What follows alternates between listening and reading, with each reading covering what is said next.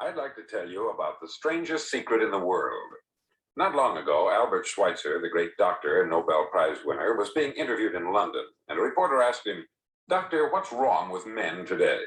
The great doctor was silent a moment, and then he said, "Men simply don't think." And it's about this that I want to talk with you. We live today in a golden age. This is an era that man has looked forward, dreamed of, and worked toward for thousands of years. But since it's here, we pretty well take it for granted. We in America are particularly fortunate to live in the richest land that ever existed on the face of the earth, a land of abundant opportunity for everyone. But do you know what happens? Let's take 100 men who start even at the age of 25. Do you have any idea what will happen to those men by the time they're 65? These 100 men who all start even at the age of 25 believe they're going to be successful. If you asked any one of these men if he wanted to be a success, he'd tell you that he did. And you'd notice that he was eager toward life, that there was a certain sparkle to his eye, an erectness to his carriage, and life seemed like a pretty interesting adventure to him. But by the time they're 65, 1 will be rich, 4 will be financially independent, 5 will still be working, 54 will be broke. Now think a moment. Out of the 100, only 5 make the grade. Why do so many fail? What has happened to the sparkle that was there when they were 25? What's become of the dreams, the hopes, the plans? And why is there such a large disparity between what these men intended to do and what they actually accomplished? When we say about 5% achieve success, we have to define success. And here's the definition. Success is the progressive realization of a worthy ideal. If a man is working toward a predetermined goal and knows where he's going, that man is a success. If he's not doing that, he's a failure. Success is the progressive realization of a worthy ideal. Rollo May, the distinguished psychiatrist, wrote a wonderful book called Man's Search for Himself. And in this book, he says, the opposite of courage in our society is not cowardice, it is conformity. And there you have the trouble today. It's conformity. People acting like everyone else, without knowing why, without knowing where they're going. Now think of it. In America right now, there are over 14 million people 65 years of age and over, and about 13 million of these 14 million are broke. They're dependent on someone else for life's necessities. Now, we learn to read by the time we're 7. We learn to make a living by the time we're 25. Usually, by that time, we're not only making a living, we're supporting a family. And yet, by the time we're 65, we haven't learned how to become financially independent in the richest land that has ever been known. Why? We conform. And the trouble is that we're acting like the wrong percentage group, the 95% who don't succeed. Now, why do these people conform? Well, they don't know, really. These people believe that their lives are shaped by circumstances, by things that happen to them, by exterior forces. They're outer-directed people. A survey was made one time that covered a lot of men, working men, and these men were asked this question: why do you work? Why do you get up in the morning? 19 out of 20 had no idea. If you ask them, they'll say, everyone goes to work in the morning. And that's the reason they do it, because everyone else is doing it. Now let's get back to our definition of success. Who succeeds? The only man who succeeds is the man who is progressively realizing a worthy ideal. He's the man who says, I'm going to become this, and then begins to work toward that goal. I'll tell you who the successful people are. A success is the school teacher who's teaching school because that's what she wanted to do. The success is the woman who's a wife and mother because she wanted to become a wife and mother and is doing a good job of it. The success is the man who runs the corner gas station because that's what he wanted to do. The success is the successful salesman who wants to become a top-notch salesman and grow and build with his organization. A success is anyone who is doing deliberately a predetermined job because that's what he decided to do deliberately. But only 1 out of 20 does that. That's why today there isn't really any competition unless we make it for ourselves. Instead of competing, all we have to do is create. Now, for 20 years, I looked for the key which would determine what would happen to a human being. Was there a key I wanted to know which would make the future a promise that we could foretell to a large extent? Was there a key that would guarantee a person's becoming successful if he only knew about it and knew how to use it? Well, there is such a key, and I've found it. Have you ever wondered why so many men work so hard and honestly without ever achieving anything in particular, and others don't seem to work hard and yet seem to get everything? They have the magic touch. You've heard them say that about someone. Everything he touches turns to gold. And have you ever noticed that a man who becomes successful tends to continue to become successful? And on the other hand, have you noticed how a man who is a failure tends to continue to fail? It's because of goals. Some of us have them, some don't. People with goals succeed because they know where they're going. Now think of a ship leaving a harbor and think of it with the complete voyage mapped out and planned. The captain and crew know exactly where it's going and how long it will take. It has a definite goal. 9,999 times out of 10,000, it will get to where it started out to get. Now let's take another ship, just like the first, only let's not put a crew on it or a captain at the helm. Let's give it no aiming point, no goal, no destination. We just start the engines and let it go. I think you'll agree with me that if it gets out of the harbor at all, it will either sink or wind up on some deserted beach a derelict. It can't go anyplace because it has no destination and no guidance. It's the same with a human being. Take the salesman, for example. There is no other person in the world today with the future of a good salesman. Selling is the world's highest paid profession, if we're good at it and if we know where we're going. Every company needs top-notch salesmen, and they reward those men. The sky is the limit for them. But how many can you find? Someone once said, the human race is fixed, not to prevent the strong from winning, but to prevent the weak from losing. The American economy today can be likened to a convoy in time of war. The entire economy is slowed down to protect its weakest link, just as the convoy had to go at the speed that would permit its slowest vessel to remain in formation. That's why it's so easy to make a living today. It takes no particular brains or talent to make a living and support a family today. So we have a plateau of so-called security, if that's what a person's looking for. But we do have to decide how high above this plateau we want to aim for. Now let's get back to the strangest secret in the world, the story that I wanted to tell you today. Why do men with goals succeed in life and men without them fail? Well, let me tell you something which, if you really understand it, will alter your life immediately. If you understand completely what I'm going to tell you from this moment on, your life will never be the same again. You'll suddenly find that good luck just seems to be attracted to you. The things you want just seem to fall in line. And from now on, you won't have the problems, the worries, the gnawing lump of anxiety that perhaps you've experienced before. Doubt, fear, well, they'll be things of the past. Here's the key to success and the key to failure. We become what we think about. Now let me say that again. We become what we think about. Throughout all history, the great wise men and teachers, philosophers and prophets have disagreed with one another on many different things. It is only on this one point that they are in complete and unanimous agreement. Listen to what Marcus Aurelius, the great Roman emperor, said. He said, "A man's life is what his thoughts make of it." Disraeli said this, "Everything comes if a man will only wait. I have brought myself by long meditation to the conviction that a human being with a settled purpose must accomplish it, and that nothing can resist a will that will stake even existence for its fulfillment." Ralph Waldo Emerson said this, "A man is what he thinks about all day long."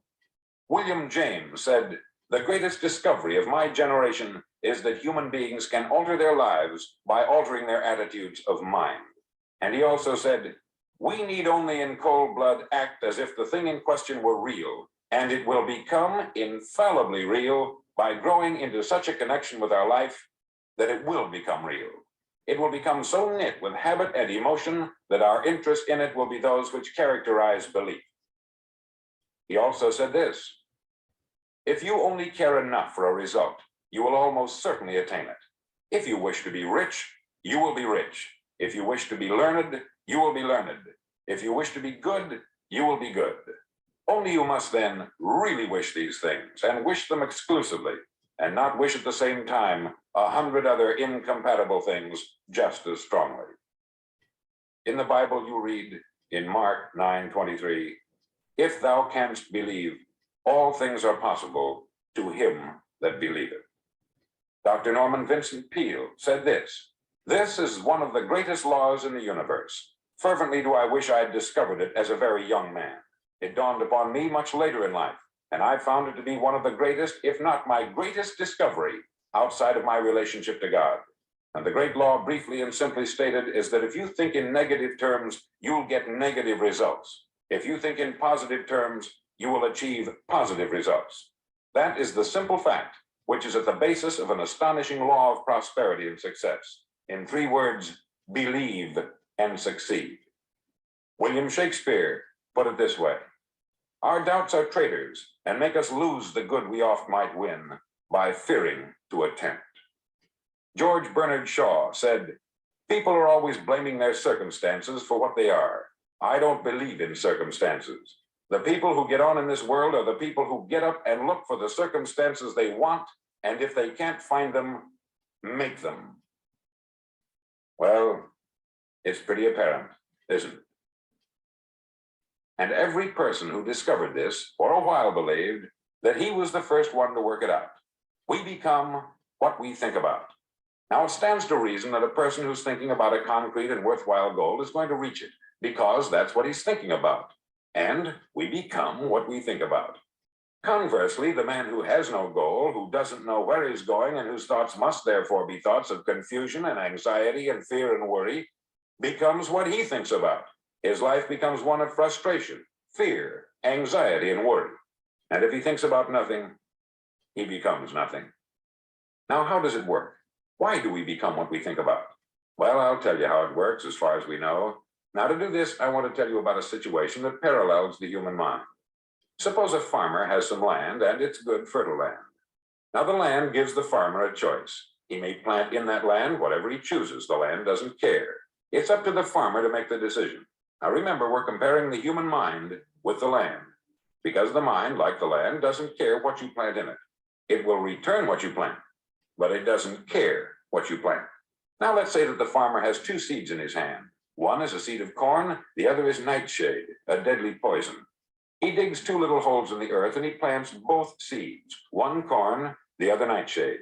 He covers up the holes, waters, and takes care of the land, and what will happen? Invariably, the land will return what is planted. As it's written in the Bible, as ye sow, so shall ye reap. Remember, the land doesn't care. It will return poison in just as wonderful abundance as it will corn. So up come the 2 plants, one corn, one poison.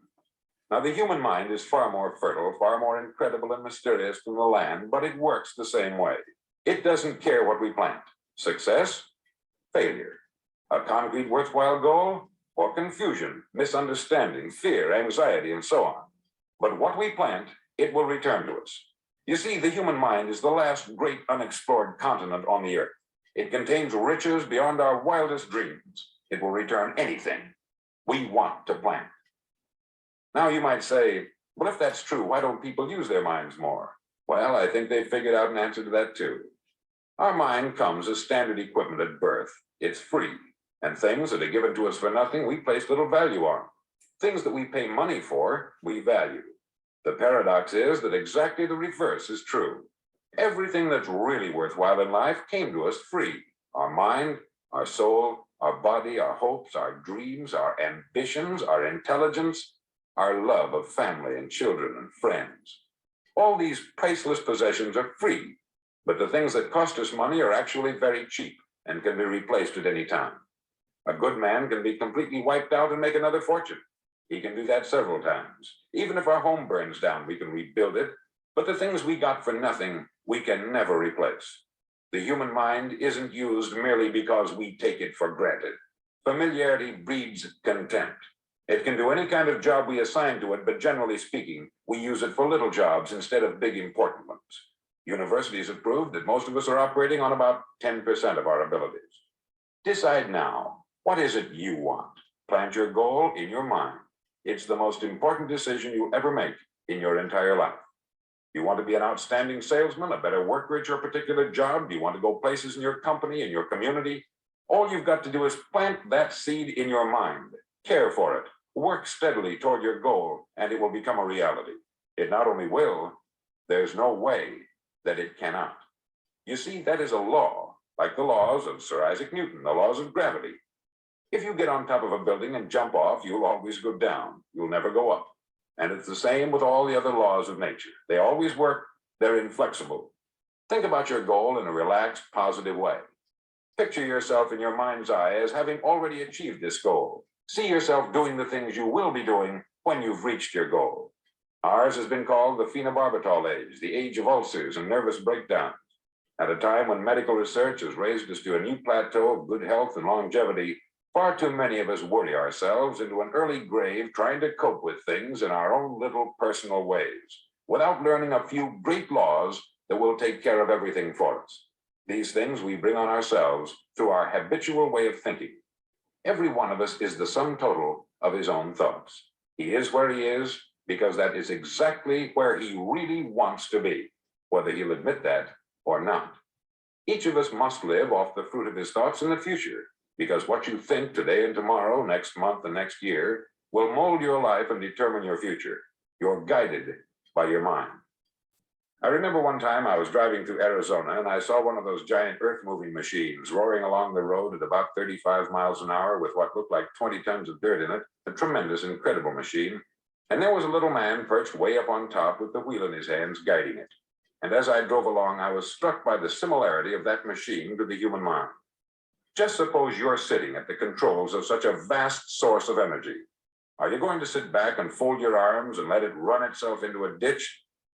Or are you going to keep both hands firmly on the wheel and control and direct this power to a specific, worthwhile purpose? It's up to you. You're in the driver's seat. You see, the very law that gives us success is a two-edged sword. We must control our thinking. The same rule that can lead a man to a life of success, wealth, happiness, and all the things he's ever dreamed of for himself and his family, that very same law can lead him into the gutter. It's all in how he uses it, for good or for bad. This is the strangest secret in the world. Now, why do I say it's strange, and why do I call it a secret? Actually, it isn't a secret at all. It was first promulgated by some of the earliest wise men, and it appears again and again throughout the Bible. But very few people have learned it, understand it. That's why it's strange, and why, for some equally strange reason, it virtually remains a secret. I believe that you could go out and walk down the main street of your town and ask one man after another what the secret of success is, and you probably wouldn't run into one man in a month who could tell you. Now, this information is enormously valuable to us if we really understand it and apply it. It's valuable to us not only for our own lives, but the lives of those around us, our family, employees, associates, and friends. Life should be an exciting adventure. It should never be a bore. A man should live fully, be alive. He should be glad to get out of bed in the morning. He should be doing a job he likes to do because he does it well. One time I heard Grove Patterson make a speech, the editor-in-chief of the Toledo Daily Blade. And as he concluded his speech, he said something that I've never forgotten. He said something like this: "My years in the newspaper business have convinced me of several things. Among them, that people are basically good, and that we came from someplace and we're going someplace. So we should make our time here an exciting adventure. The architect of the universe didn't build a stairway leading nowhere." And the greatest teacher of all, the carpenter from the plains of Galilee, gave us the secret time and time again. As ye believe, so shall it be done unto you. I've explained the strangest secret in the world and how it works. Now I want to explain how you can prove to yourself the enormous returns possible in your own life by putting this secret to a practical test. I want you to make a test that will last 30 days. Now, it isn't going to be easy. If you'll give it a good try, it will completely change your life for the better. Back in the 17th century, Sir Isaac Newton, the English mathematician and natural philosopher, gave us some natural laws of physics which apply as much to human beings as they do to the movement of bodies in the universe. Now, one of these laws is that for every action, there is an equal and opposite reaction. Simply stated, as it applies to you and me, it means we can achieve nothing without paying the price. The results of your 30-day experiment will be in direct proportion to the effort you put forth. To be a doctor, you must pay the price of long years of difficult study. To be successful in selling, and remember that each of us succeeds to the extent of his ability to sell. Selling our families on our ideas, selling education in schools, selling our children on the advantages of living the good and honest life, selling our associates and employees on the importance of being exceptional people. To, of course, the profession of selling itself. But to be successful in selling our way to the good life, we must be willing to pay the price. Now, what is that price? Well, it's many things. First, it's understanding emotionally, as well as intellectually, that we literally become what we think about, that we must control our thoughts if we're to control our lives. It's understanding fully that, as ye sow, so shall ye reap. Secondly, it's cutting away all the fetters from the mind and permitting it to soar as it was divinely designed to do. It's the realization that your limitations are self-imposed and that the opportunities for you today are enormous beyond belief. It's rising above narrow-minded pettiness and prejudice. Thirdly, to use all your courage to force yourself to think positively on your own problem, to set a definite and clearly defined goal for yourself, to let your marvelous mind think about your goal from all possible angles, to let your imagination speculate freely upon many different possible solutions, to refuse to believe there are any circumstances sufficiently strong to defeat you in the accomplishment of your purpose, to act promptly and decisively when your course is clear, and to keep constantly aware of the fact that you are, at this moment, standing in the middle of your own acre of diamonds, as Russell Conwell used to point out. Fourth, save at least 10% of what you earn. It's also remembering that no matter what your present job, it has enormous possibilities if you're willing to pay the price. Now let's just go over the important points in the price each of us must pay to achieve the wonderful life that can be ours. It is, of course, worth any price. 1, you will become what you think about. 2, remember the word imagination. Let your mind soar. 3, courage. Concentrate on your goal every day. 4, save 10% of what you earn. And action. Ideas are worthless unless we act on them. Now I'll try to outline the 30-day test I want you to make. Now keep in mind that you have nothing to lose by making this test and everything you could possibly want to gain. There are 2 things that may be said of everyone. Each of us wants something, and each of us is afraid of something. I want you to write on a card what it is you want more than anything else. It may be more money. Perhaps you'd like to double your income or make a specific amount of money. It may be a beautiful home. It may be success at your job. It may be a particular position in life. It could be a more harmonious family. Each of us wants something. Write down on your card specifically what it is that you want. Make sure it's a single goal and clearly defined. You needn't show it to anyone, but carry it with you so that you can look at it several times a day. Think about it in a cheerful, relaxed, positive way each morning when you get up, and immediately you have something to work for, something to get out of bed for, something to live for. Look at it every chance you get during the day and just before going to bed at night. As you look at it, remember that you must become what you think about. And since you're thinking about your goal, you realize that soon it will be yours. In fact, it's yours really the moment you write it down and begin to think about it. Look at the abundance all around you as you go about your daily business. You have as much right to this abundance as any other living creature. It's yours for the asking. Now we come to the difficult part. Difficult because it means the formation of what is probably a brand new habit. And new habits are not easily formed. Once formed, however, it'll follow you for the rest of your life. Stop thinking about what it is you fear. Each time a fearful or negative thought comes into your consciousness, replace it with a mental picture of your positive and worthwhile goal. There will come times when you will feel like giving up. It's easier for a human being to think negatively than positively. That's why only 5% is successful. You must begin now to place yourself in that group. For 30 days, you must take control of your mind. It will think only about what you permit it to think. Each day for this 30-day test, do more than you have to do. In addition to maintaining a cheerful, positive outlook, give of yourself more than you've ever done before. Do this knowing that your returns in life must be in direct proportion to what you give. The moment you decide on a goal to work toward, you're immediately a successful person. You're then in that rare and successful category of people who know where they're going. Out of every 100 people, you belong to the top 5. Don't concern yourself too much with how you're going to achieve your goal. Leave that completely to a power greater than yourself.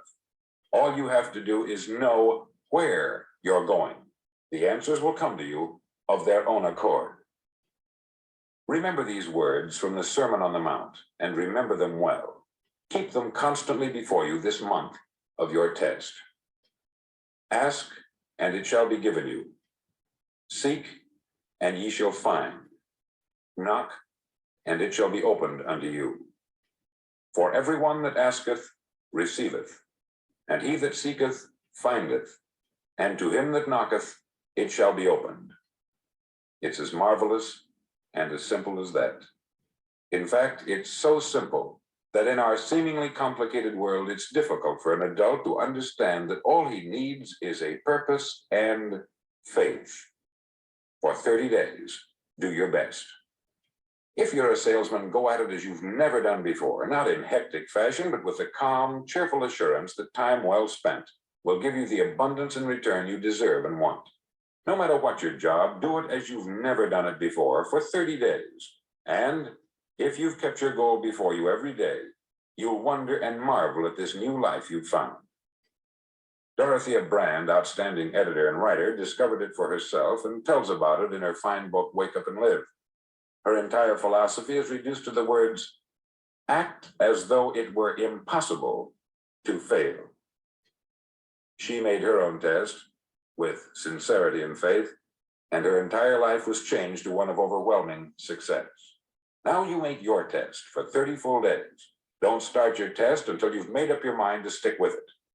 You see, by being persistent, you're demonstrating faith. Persistence is simply another word for faith. If you didn't have faith, you would never persist. If you should fail during your first 30 days, by that I mean suddenly find yourself overwhelmed by negative thoughts, you've got to start over again from that point and go 30 more days. Gradually, your new habit will form until you find yourself one of that wonderful minority to whom virtually nothing is impossible. Don't forget the card. It's vitally important as you begin this new way of living. On one side of the card, write your goal, whatever it may be. On the other side, write the words we've quoted from the Sermon on the Mount. Ask, and it shall be given you. Seek, and ye shall find. Knock, and it shall be opened unto you. Nothing great was ever accomplished without inspiration. See that during these crucial first 30 days, your own inspiration is kept at a peak. Above all, don't worry. Worry brings fear, and fear is crippling. The only thing that can cause you to worry during your test is trying to do it all yourself.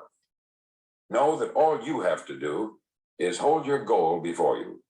Everything else will take care of itself. Remember also to keep calm and cheerful.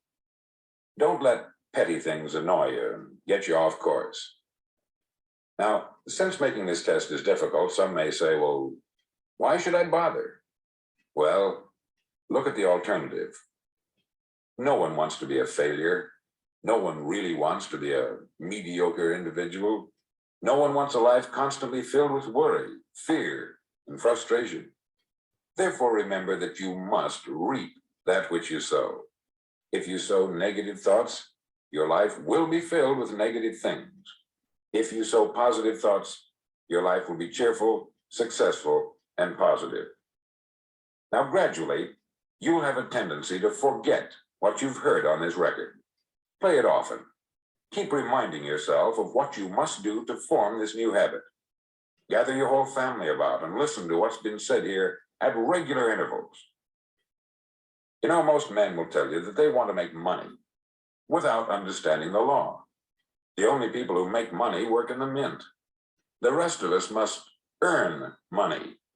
This is what causes those who keep looking for something for nothing or a free ride to fail in life. The only way to earn money is by providing people with services or products which are needed and useful. We exchange our product or service for the other man's money. Therefore, the law is that our financial return will be in direct proportion to our service. Success is not the result of making money. Making money is the result of success. And success is in direct proportion to our service. Most people have this law backwards. They believe that you're successful if you earn a lot of money. The truth is that you can only earn money after you're successful.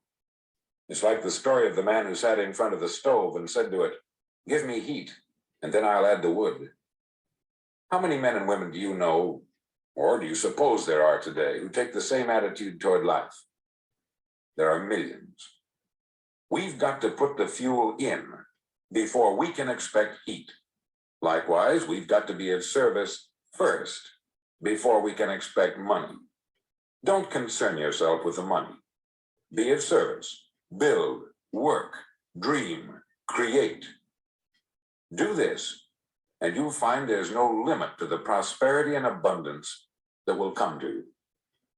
Prosperity is founded upon a law of mutual exchange. Any person who contributes to prosperity must prosper in turn himself. Sometimes the return will not come from those you serve, but it must come to you from someplace, for that is the law. For every action, there is an equal and opposite reaction. As you go daily through your 30-day test period, remember that your success will always be measured by the quality and quantity of service you render, and money is a yardstick for measuring this service. No man can get rich himself unless he enriches others. There are no exceptions to a law. You can drive down any street in America and from your car estimate the service that's being rendered by the people living on that street. Had you ever thought of this yardstick before? It's interesting. Some, like ministers and priests and other devoted people, measure their returns in the realm of the spiritual, but again, their returns are equal to their service. Once this law is fully understood, any thinking person can tell his own fortune. If he wants more, he must be of more service to those from whom he receives his return. If he wants less, he has only to reduce this service. This is the price you must pay for what you want. If you believe you can enrich yourself by deluding others, you can only end by deluding yourself. It may take some time, but just as surely as you breathe, you'll get back what you put out. Don't ever make the mistake of thinking you can avert this. It's impossible. The prisons and the streets where the lonely walk are filled with people who tried to make new laws just for themselves. We may avoid the laws of man, but there are greater laws that cannot be broken. An outstanding medical doctor recently pointed out 6 steps that will help you realize success. 1, set yourself a definite goal. 2, quit running yourself down.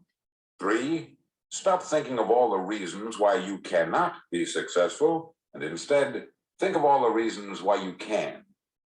4, trace your attitudes back through your childhood and try to discover where you first got the idea you couldn't be a success, if that's the way you've been thinking. 5, change the image you have of yourself by writing out a description of the person you would like to be. And 6, act the part of the successful person you have decided to become. The doctor who wrote those words is a noted West Coast psychiatrist, David Harold Fink, MD. Do what all experts since the dawn of recorded history have told you you must do. Pay the price by becoming the person you want to become. It's not nearly as difficult as living unsuccessfully. Make your 30-day test. Then repeat it. Then repeat it again. Each time it will become more a part of you until you'll wonder how you could ever have lived any other way. Live this new way, and the floodgates of abundance will open and pour over you more riches than you may have dreamed existed. Money? Yes, lots of it. But what's more important you'll have peace. You'll be in that wonderful minority who lead calm, cheerful, successful lives. Start today. You have nothing to lose, but you have a life to win.